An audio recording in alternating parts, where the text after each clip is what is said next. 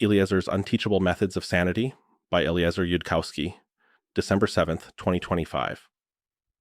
How are you coping with the end of the world? Journalists sometimes ask me, and the true answer is something they have no hope of understanding and I have no hope of explaining in 30 seconds. So I usually answer something like, by having a great distaste for drama and remembering that it's not about me. The journalists don't understand that either, but at least I haven't wasted much time along the way. Actual less wrong readers also sometimes ask me how I deal emotionally with the end of the world. I suspect a more precise answer may not help, but Raymond Arnold thinks I should say it, so I will say it. I say again, I don't actually think my answer is going to help. Wisely did Ozzy write, other people might just not have your problems. Also, I don't have a bunch of other people's problems, and other people can't make internal function calls that I've practiced to the point of hardly noticing them. I don't expect that my methods of sanity will be reproducible by nearly anyone. I feel pessimistic that they will help to hear about. Raymond Arnold asked me to speak them anyways, so I will. Stay genre savvy / be an intelligent character. The first and oldest reason I stay sane is that I am an author and above tropes. Going mad in the face of the oncoming end of the world is a trope. I consciously see those culturally transmitted patterns that inhabit thought processes, aka tropes, both in fiction and in the narratives that people try to construct around their lives and force their lives into. The trope of somebody going insane as the world ends does not appeal to me as an author, including in my role as the author of my own life. It seems obvious, cliché, predictable, and contrary to the ideals of writing intelligent characters. Nothing about it seems fresh or interesting. It doesn't tempt me to write, and it doesn't tempt me to be. It would not be in the interests of an intelligent protagonist to amplify their own distress about an apocalypse into more literarily dramatic, ill-chosen behavior. It might serve the interests of a hack author, but it would not help the character. Understanding that distinction is the first step toward writing more intelligent characters in fiction. I use a similar and older mental skill to decide which tropes to write into the character that is myself. This sense, which I might call genre savviness about the genre of real life, is historically where I began. It is where I began, somewhere around age 9, to choose not to become the boringly obvious dramatic version of Eliezer Yudkowsky that a cliché author would instantly pattern complete about a literary character facing my experiences. Specifically, though I expect this specific to mean nothing to a supermajority of you, I decided that as a relatively smart kid, I would not become Raistlin Majer, nor ever exhibit a large collection of related tropes. The same way applies, decades later, to my not implementing the dramatic character a journalist dreams up, a very boring and predictable pattern completion of a character, when they dream up a convenient, easy-to-write-about Eliezer Yudkowsky, who is a loudly tortured soul about his perception of the world's end approaching along its default course. Don't make the end of the world be about you. How are you coping? Journalists sometimes ask me, and sometimes nowadays they have become worried themselves and want to know for themselves if there's a key to coping. But often today, and before ChatGPT almost always, they are planning a character-focused story about how my tortured soul deals with an imaginary apocalypse, to exhibit to their readers like a parent takes their kids to the zoo to stare at a strange animal. I reply to them, I have a great distaste for drama, but the actual answer is, I am a better writer than you, and I decided not to write myself as that incredibly cliché person that would be easy and convenient for you to write about. Going insane because the world is ending would be a boring trope and beneath my dignity to choose as my actual self's character. How are you coping with the end of the world? Journalists sometimes ask me, and I sometimes reply by remembering that it's not about me. They have no hope of understanding what I mean by this, I predict, because to them I am the subject of the story, and it has not occurred to them that there's a whole planet out there to be the story subject. I think there's probably a sense in which the Earth itself is not a real thing to most modern journalists. The journalist is imagining a story that is about me and about whether or not I am going insane, not just because it is an easy cliché to write, but because personality is the only real thing to the journalist. This is also a pattern that you can refuse when you write the story that is yourself. It doesn't have to be a story that is ultimately about you. It can be about humanity, humane preferences, and galaxies. A sentence about snow is made of words, but it is about snow. You are made of you, but you don't need to be all about yourself. If I were to dwell on how it impacted me emotionally that the world was ending, I would be thinking about something which genuinely doesn't matter to me very much compared to how the world is ending. Having dramatic feelings is not mostly what I am about, which is partly how I ended up being not much made of them either.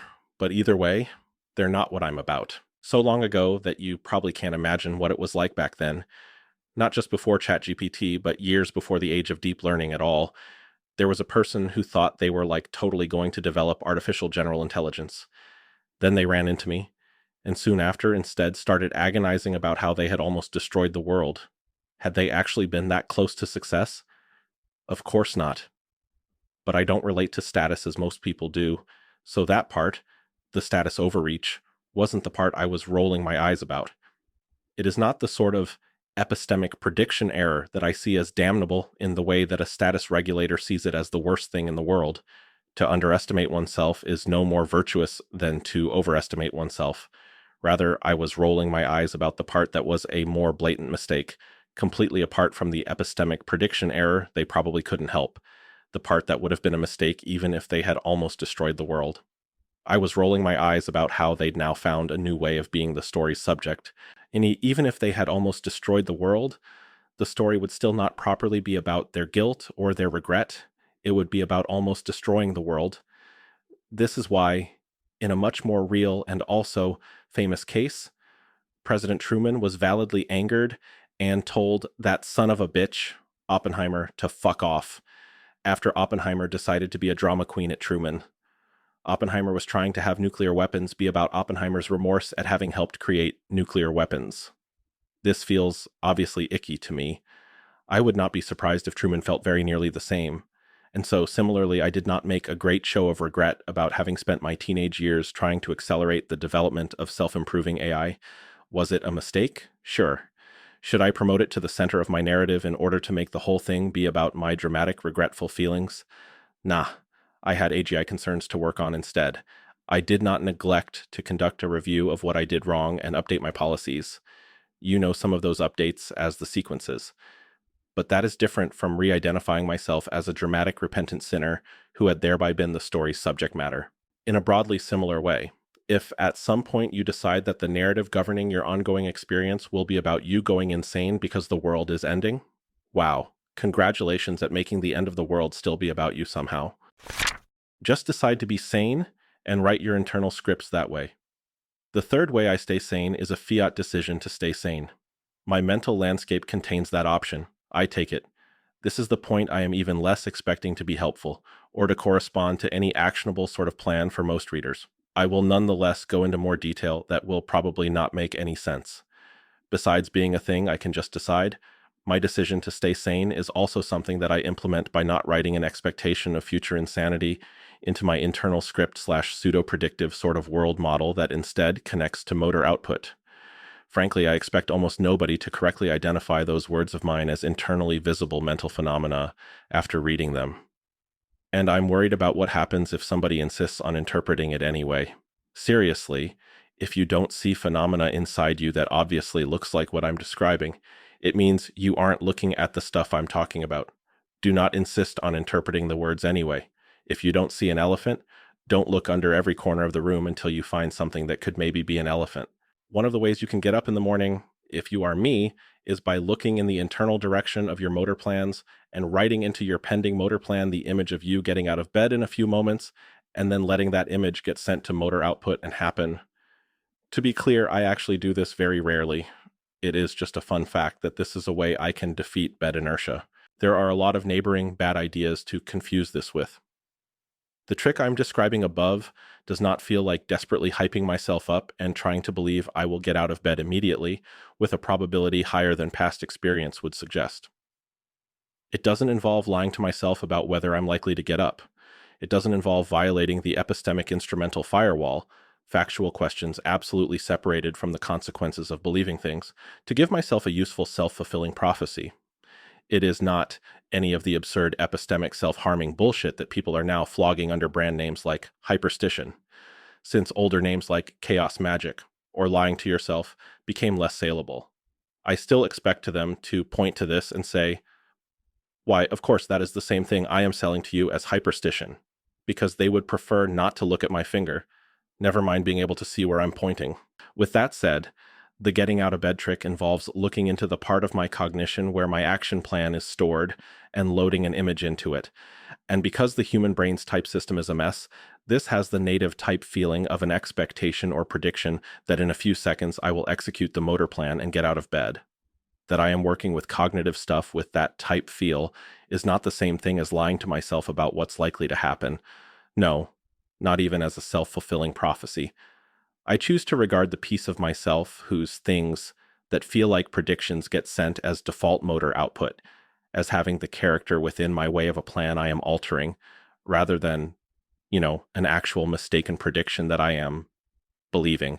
If that piece of myself gets to have me roll out of bed, I get to treat it as a plan rather than as a prediction. It feels internally like a prediction. Don't believe everything you feel. It's a pseudo model that outputs a pseudo prediction that does update in part from past experience, but its actual cognitive role is as a controller. The key step is not meditating on some galaxy brain bullshit about Lob's theorem until you've convinced yourself that things you believe become true. It's about being able to look at the internal place where your mind stores a pseudo-predictive image of staying in bed and writing instead a pseudo-prediction about getting out of bed, and then letting that flow to motor output 3 seconds later.